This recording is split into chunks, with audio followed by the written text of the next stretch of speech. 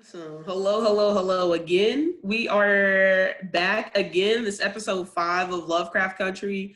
My name is Ashley Hazley. I'm the assistant director of the Muhammad Ali Institute for Peace and Justice here at U of L, and that's the website that you're on. Is our website right now.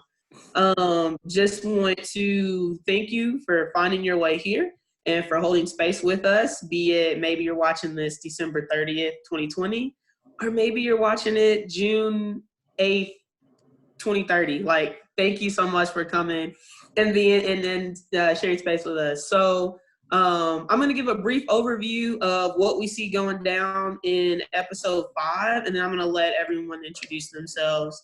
So episode 5, Ruby has gotten herself into quite an interesting situation that we will dive a little bit deeper into.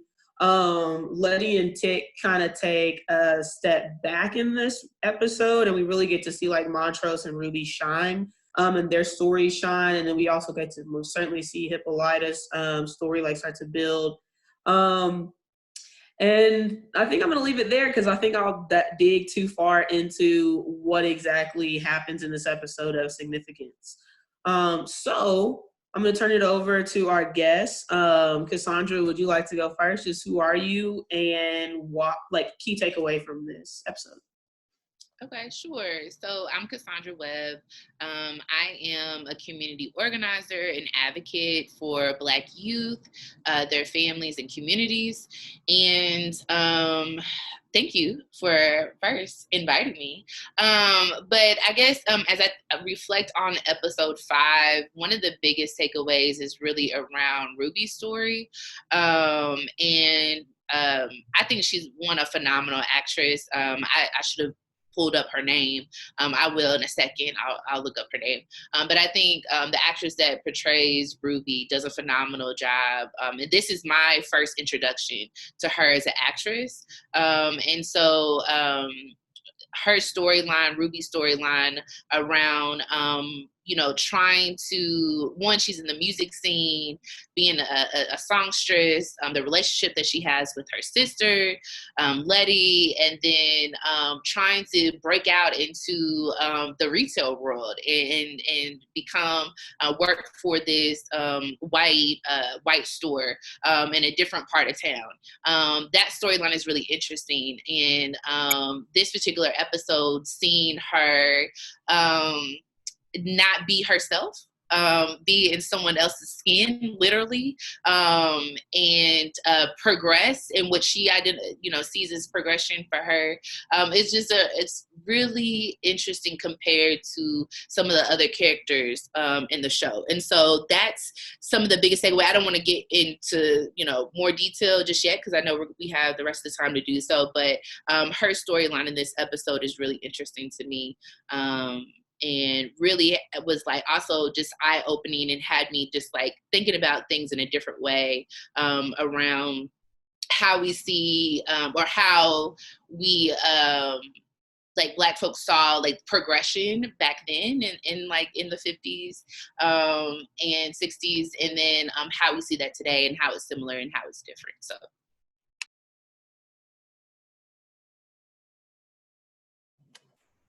hey everybody, Aaron Weathers. I'm the assistant director at the LGBT Center on the Health Science campus at the U of L. Blurred and also, Lovecraft Country stan. You've probably heard this before if you've watched any of the videos prior to. What I loved about this video, the delving into like Black queer life, really, and just really what does it mean to be free for folks that have like really a Black intersectional identities. I think that was something that I really got from this episode. I'll save it for once we delve into it a little bit later.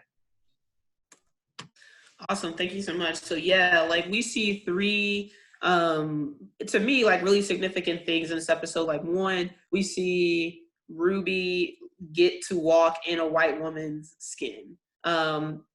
They took that very literal, like what it means to walk in someone's shoes or walk someone's shoes. Like you literally get to see that.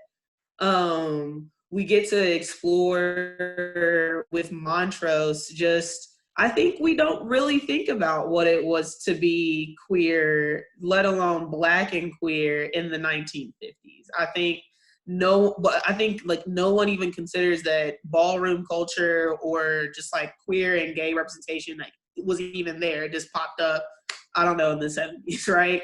And then, or the 60s. And then you also get to see Hippolyta have this like trans-dimensional experience where she really gets to explore herself.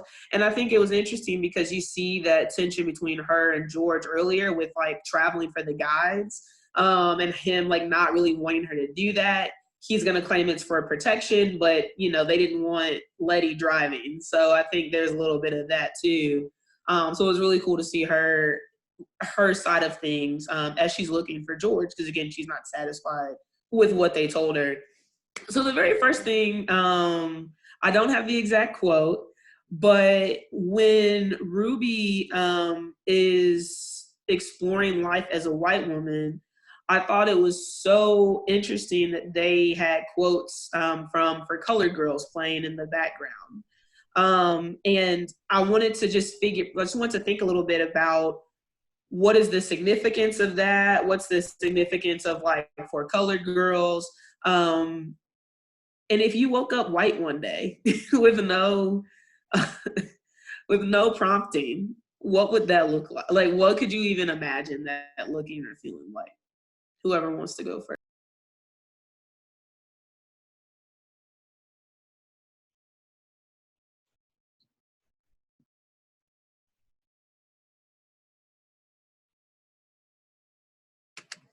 The first thing that popped in my head is like if I woke up, just like if I woke up white one day, I don't know. I think I'd freak out. I think I'd freak out if I just woke up as anybody, like but myself, just like oh gosh, is this another lifetime or something?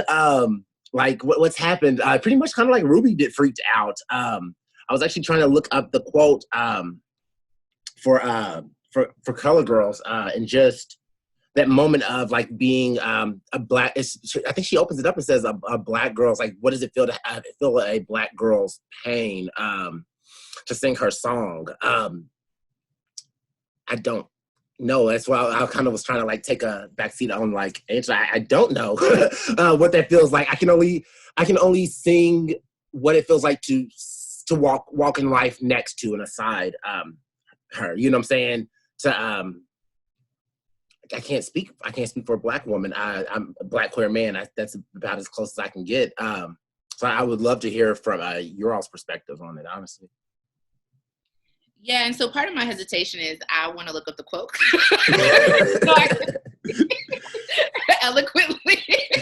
So I had tried to like go back and back, but like, but I just think it was significant that it was like from For Colored Girls. Just in of itself, because when I was doing my research and I saw that, I was really surprised. Especially as I think you see Ruby have this journey of like being timid into this new level of access that she has, to like fully embracing the level of access that she has, and then back to questioning what's going on around her. Yes, Erin came through with a quote in the chat box. I appreciate it. Thank you. So is it okay if like I read this out loud, like for folks? Okay, so the quote is, somebody, anybody, sing a black girl song, bring her out to know herself, to know you, but sing her rhythms, caring, struggle, hard times, sing her song of life. She's been dead so long, closed in silence so long. She doesn't know the sound of her own voice, her infinite beauty. She's half notes scattered, without rhythm, no tune. Sing her sighs, sing the song of her possibilities, sing a righteous gospel. Let her be born, and handled warmly. So thank you for sharing that, Erin. I think about this quote, now reading this quote, and the quotes that come out in the trailer. So to be frank, I canceled my HBOMax subscription soon after the show. And so I had to watch some clips to get prepared. And part of the clips was watching the trailer. And something that Christina says in the trailer is, you have an invitation to do whatever you want, to Ruby. And so then compared to this quote, it's like, I think it's interesting to compare the two, because in this quote, for Color Girls, talking about the silence of Black women and how Black women are silenced, rather. But there's so much beauty and there's so much rhythm. There's so much to Black women, but to be silenced, to walk in a world where you are consistently silenced, where you're ignored, you're told to disappear, but there's so much that is ready to just really to explode from yourself. And I have that feeling at times. It's like walking into spaces that I have to disappear part of who I am. I have to silence part of who I am, because I can be very expressive at times. I'm always talking with my hands. I like to laugh. I like to be expressive with my face. I like to talk in a certain way that makes me feel comfortable, right? To talk my language and to talk my language of my people. And so in spaces that I'm in, sometimes that is not allowed. It's not accepted to be, free Cassandra, and to be expressive and to talk about, my goals and my future, my wants, my ideas. And so to walk in spaces where that is not accepted, it's not congratulated, or even just like honored and respected, it is tough. And so when thinking about Ruby's experiences, being this boisterous singer, this beautiful singer, and having these dreams of working in, retail space, because I get the sense that she loves fashion and she loves just working with people, and not being able to explore that. And that, because she is limited on the spaces that she can even work and be. And as you see her play the white actress plays Ruby, and Ruby in this white woman's body, her being able to explore the city, walk across the street, people are moving. When she's walking across the street, folks are acknowledging her presence. She gets free ice cream, right? Like all these things that just come so easily. And to Christina's quote, you have an invitation to do whatever you want, literally. And being in white skin, being a white person, being able to have access to so many different spaces, to be able to do and act and be free, is an experience that Ruby, like many other Black women, do not have. And so those two quotes, I appreciate you bringing, pointing out that For Color Girls quote, because in comparison to what Christina says to Ruby, it's just really interesting. And I think you brought up like a really good point in I think people who discuss Lovecraft Country, I think we present a really limited view of that aspect of it when it comes to Ruby being a white woman in this show, as like, oh, well, now you've got the privilege of a white woman, and so like now you've got access to everything. I mean, even in my like notes to you all, I had said like access to everything next to Ruby, right? But it's like a little bit more than that, like tangible, like now I can get free ice cream, or like now I can da-da-da-da. It's like now I'm seen, right? And I can, like, I don't want to repeat too much of what you said, but I just want to like make that like point, because I do think we limit it to just thinking even with Black folks don't have access to whatever, and so that's what's holding us back. No, it's like just like that acknowledgement and that freedom and liberation to move around in the way that is best for us. We physically can't do that all the time. And so I appreciate you bringing that up.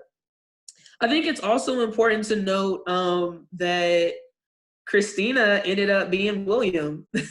That threw me for a loop. And I'm wondering like about how Christina, as a white woman during these times, seemingly like a white woman that I would look at her as like has all the power, but still really appreciates, and I think maybe even overuses to a certain extent, her ability to turn into William. So just, I don't know if you all had any comments on that. Yeah, so that threw me for a loop. I mean, in hindsight, I was like, well, duh, yeah, like they never were in the same scene. It makes all the sense that they are the same person. But yeah, Christina's ability to use magic the way she wants to and just transition into all these different people goes back to that quote of like, like with magic, you have this invitation to do whatever you want. And with the skin, also, I think in Lovecraft Country, magic oftentimes represents multiple different things. Is synonymous with whiteness. It can be synonymous with just like that inherent like just power that we have as like a people and collective. But I think it represents a lot of different stuff. In this situation, I think it represents how white folks are able to have access to just float and be free. And as well as what's also interesting is, as I was thinking about it, was like how she can,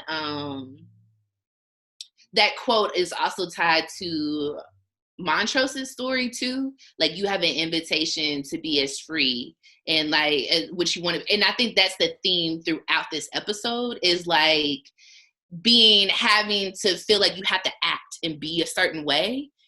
And then having the free, you see both of the characters like transition and like become a little bit, more of who they would want to be, but in two very different ways. So yeah, so that the Christina's ability to float back and forth is something that I think is comes up not only in this episode but in later episodes as well, about having that freedom of space.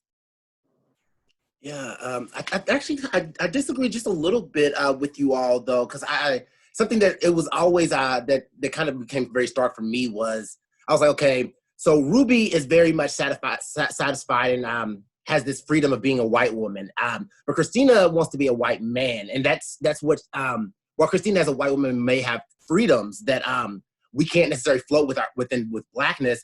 She doesn't have power. She's actually kept out of the sons of Adam. It's considered the sons. So she doesn't have actually access to all of that magic that she wants. So for her, she sees being a white man, that identity of her gender is holding her back from, she's not afforded power because of her gender. Ruby is not afforded freedom or power or even seen as valuable. The intersection of her race and her gender. So I think that was the distinction. I think it's almost it makes me think of like historically, like feminism. When I think about like white feminists and then black feminists, and it's I know it's been debated before, but Sojourner Truth, I believe. Please quote me if I'm wrong. Correct me if I'm wrong in the comments. But she said, "Ain't I a woman?" But for black women have always been working. It wasn't necessarily when we go to the 50s. Let's go back to work. It's like always been working. It's like but ain't I a woman too? So I think it's that kind of that.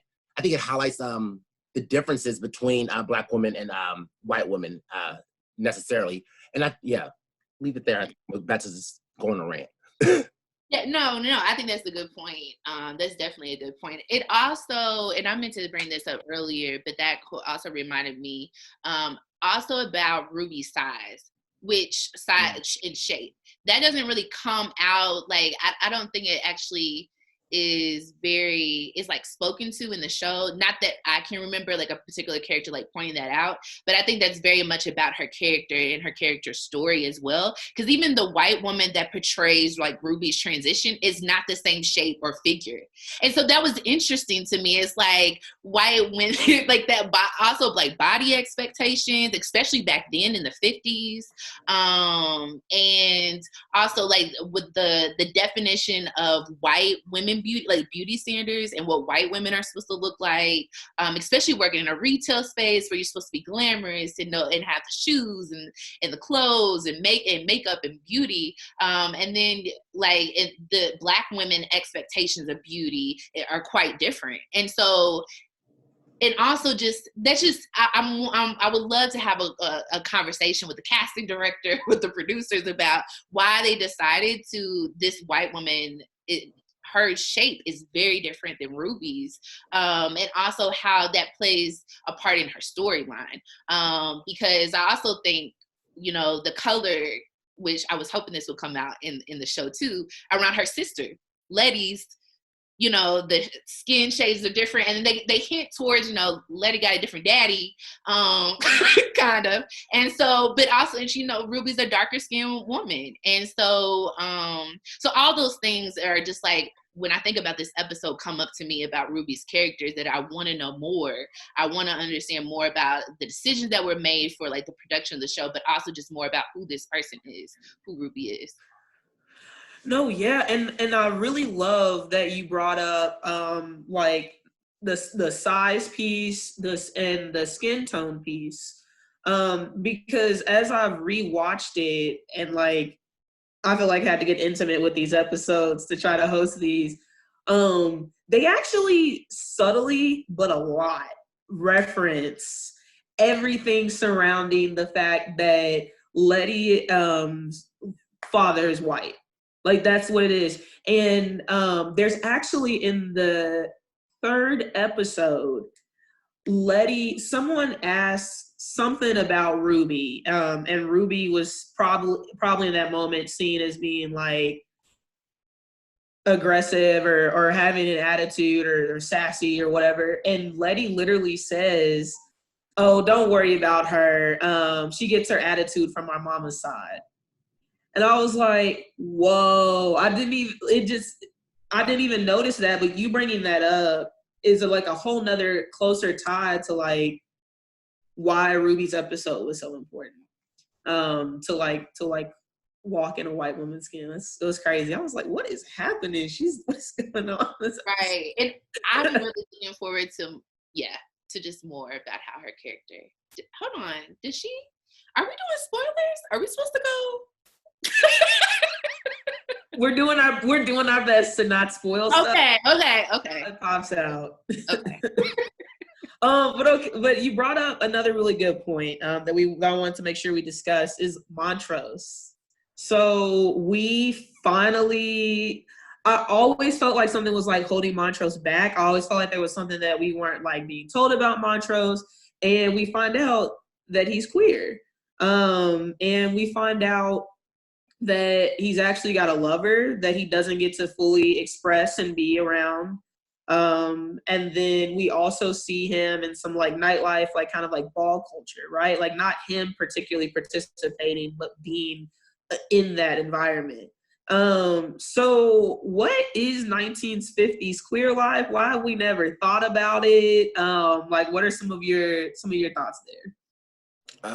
Yes, 1950s queer life. It back in that time, you have homosexuality being seen as a mental pathology. So in the DSM, the Diagnostic Statistical Manual 4, it was at the time, I think it were on like edition 5 or 6 now, but it was considered a mental illness to be queer. So that actually did not get taken out until 1973. So at this time, because you were either gay or lesbian, you could be sent to a mental asylum. You could have shock therapy. If you've seen American Horror Story Season 2, Asylum, or if you've seen any of Ratchet, that you can see some of the treatments that happened to LGBTQ folks at the time. There was also sodomy laws. So at the time, you could also go to jail. So it was illegal. So that's some of the reasons why it wasn't just a social norm to go, but it was illegal and medically you've seen it as othered at the time. So that's kind of why you see people at the underground bars being in the closet during that era. And I mean, I could go on even more but yeah. Cassandra, you're gonna say something. You unmuted yourself. Oh no! I was just like, I'm taking in what Aaron is saying. I'm like, yes, and it's interesting that like this is the shows that you also mentioned in addition to Lovecraft Country have been showing like what life was like for LGBTQ people in the 50s and in the 60s, and it's just crazy to think about. In 1973, you said is when it got removed from the DSM. Like that's who. That's a lot. I think Montrose's character, just like Ruby's, it's like I want to know more. I just want to know more about their lives because similar to people that we know in our real lives, it's like the way that people show up, you don't know what people are holding on to, like the pain that they're holding on to, the experiences that they have that inform the way that they show up in the world. Mm-hmm. And so I think Ruby and Montrose's stories really being told, and now the 5th episode, not really understanding like why they said the things that they said or their behavior in the earlier episodes. Now it's starting to unveil something. It's like, okay, I get it. I get the backstory. And so I tie that to just the people that I interact with on a daily basis. It's like you never know someone's story. And also I'm going to tie it back to this quote that was in the trailer. Who are you really uninterrupted? Which makes me think about Montrose. Who are you really? If you did not have, and same for Ruby, if you did not have these barriers, these obstacles, these challenges, people telling you can't show up and truly be yourself, your free self, express yourself. You didn't have that, who would you be? And this also has me thinking about Hippolyta's story and Afrofuturism. Like if Black folks didn't have these challenges, like if we didn't have these systems and these things in place, like who would we really be? What would we be able to create? Because we can create some diamonds under pressure and under oppression. But like, if those things didn't exist, that's what I'm looking forward to. Like, what would life be? What could we create? Who can we be if these things didn't exist? And so it was great to see Montrose, like this other side of Montrose, and him actually like opening up and opening his eyes to the ballroom space. Like, wow, like look at this freedom. Like I'm gonna start dancing. I'm gonna, twirl around, my arms open. I'm gonna be free. And to see him embrace his lover at the end was also nice to see too. No, yeah. Oh, I was just going to just jump in there a little bit about that feeling of being uninterrupted too. I think that after like Tick, he fights his father and he beats him up at the beginning, and he retreats to his lover's, I think his name is Sammy's house. You can even see some of the internalization, like internalized homophobia that Montrose is dealing with. So it's very like, it's almost like it reminds me of Brokeback Mountain, like a style sex scene, which is like, there's not intimate. It's very kind of violent. It was very just rough. You have Frank Ocean being played in the background.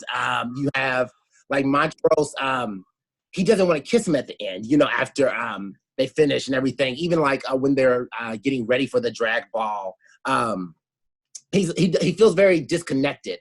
So it was very good to see it come full circle at the end where he kind of gets lifted up and the glitter's falling. And I know for the ballroom scene, the ballroom culture, it's very important for Black queer folks, because to me, it's a moment where you can get praised and loved on by your own community, and in the way that other folks can't necessarily do. You don't necessarily get from necessarily any of the cultures at large. So like for the LGBTQ community, you can get there's racism within it. There's also homophobia within the Black community. I do want to disclaim that I don't think the Black community is like extra like homophobic or anything like that. But just that extra, just that idea of being free and kind of just being able to bloom. So yeah. No, for sure. And so that kind of really wraps us up into the third important story, which was Hippolyta's story in this episode. I think it's interesting that folks really did get very, very different keys to liberation. You've got what's it called? You've got Ruby with a outright not hidden. I mean, I guess they don't really know she's a Black woman, but I feel like as outright as possible, feeling of what liberation could feel like. And then you've got Montrose, who he can be liberated for a night, right? And then nothing else can really kind of come from this unless it's going to happen in the dark, kind of what you said, in like underground bars and stuff like that. And then now for Hippolyta, you've just got this like futuristic, like at first I thought she was traveling to space, but then I was like, oh, she's traveling through time, but maybe these are dimensions. And you had Frida Kahlo, you had Josephine Baker. So what did y'all think about Hippolyta? Like, yeah, just before I ask specific questions, like that whole narrative. Yeah, so they did try to throw a lot at us in this one episode. This is one of those episodes I was like, whoa, it's a little lot to take in. Which I wish they didn't do it that way, right? Because I think each of these characters have their own episodes, like, that could be explored. But Hippolyta, I was so excited because this is another actress that I have seen her in multiple like movies and shows, and so don't know her name either. I should have, been researching this, but I loved Hippolyta's story and the way that she was in this episode and how she was able to travel those multiple dimensions and be these multiple characters and have these multiple lives. I really love the Josephine Baker, her being a dancer on stage, and then trying to get it together like, hold on, what y'all doing? And then seeing her kind of just flow into it. And I think that's the longest time dimension that she stayed in is that Josephine Baker, and also being able to see Josephine Baker herself, and they were in Paris, and the responses that they received, and also the freedom on stage. Like, I mean, they were topless dancing. And so, and then to go to Africa and be there and be a part of the tribe and be a warrior tribe of women. That was pretty dope. So I loved Hippolyta's storyline in this, and then she ended up with blue hair. That was dope. So the space and being able to travel multiple dimensions, past, current, and future, was dope. But also just her being a Black woman and being a traveler, to Ashley, to your point about the restrictions that she had within her marriage and could not do the traveling for the guidebook, in current time, with her husband, because of, under the guise of protection. But then she's able to then in this particular episode be a traveler across multiple dimensions that people can just only dream of. And also, it also showed to me how Black women have been there from the beginning to the future too, which was cool to see. And like I love what you said, and I think the one thing that I would add is they said name yourself in that episode, and I just thought that was so huge. Like, we talked about like the different levels of liberation that we saw in this episode. Like, name yourself. I can't even imagine like something greater than that, right? Like, if you had absolutely no restrictions, like, who are you? Past like restrictions because of racism, past restrictions because of homophobia, legit, like I can go be in 1960 Timbuktu if I want to, with half blue hair, half yellow hair, right? Like, how would you name yourself? And I just thought that was like one of the most profound parts of the episode for me. Yeah, I think that's a great point to bring out. I also, when I think of like, who are you? What would you name yourself? That's always, to me, I'm like, how do you do that void of the relationships that you have, or void of like the time and space that you're in? I think that's really difficult. I think we define ourselves based on the relationships that we do have with each other. She called out her daughter, D, as being, Is she at this time hurt right now in this episode? No, okay, so maybe that doesn't happen at all in this show. So we might be Afrofuturists, just a little few episodes ahead too, but yes. Oh, I'm sorry, my bad. I'm a chill. I'm a chill, y'all. No, keep going. I'm like, I love it. Look at it. But who am I though? Like, that's a great question. Because I think we very much define who we are based on the relationships that we have, and also how other people respond to us and the expectations that they put on us. So, I think I'm a pretty, cool girl, dope, whatever. But I mean, like, I'm basing that off of the relationships that I hold with my friends, my family, my community. I'm basing that off of that. So, an interesting point. Yeah. Yeah, absolutely. I think that we really only know ourselves in juxtaposition to others, and kind of like, who am I not, right? Like, I'm thinking, even like, I didn't even know I was Black until I met a white person, and somebody had to tell me that, you know what I'm saying? Or, so it's because all my family was Black. So I didn't know that I was a guy until a woman or anything like that, or anything to juxtapose, or I didn't know I was queer until somebody told me that's not, that's not me. And somebody says that, and I think that people limit us. And I think we've talked about that a few episodes back, about like the limitations put on us and the naming. And I think back to just chattel slavery and them taking our names away. And it makes me think of our roots up in American legacy, and Kunta Kinte being like, my name is Kunta Kinte. And he's like, your name is Toby. And it's like, no, I'm Kunta Kinte, and getting that strength of it. And even to this day, how Black folks, we have a lot of power from our namings. And so that's why we have very creative and very powerful names, within our community. So I think that's why we have Janikas and Tyrones and Jamikas, and, and that's something that something that we have power over, is that naming. But if I can name myself, if I could do anything, I don't know, that it's almost, I almost can't compute it, because it's never been that way. There's always been that glass ceiling or that limitation on it. But I would love to be like Orinthia Blue and have blue hair at the end of the episode. So yes.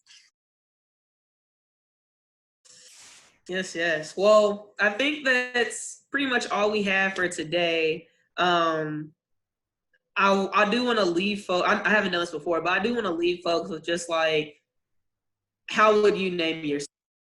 And like, just kind of think about that as you're continuing to watch the episode.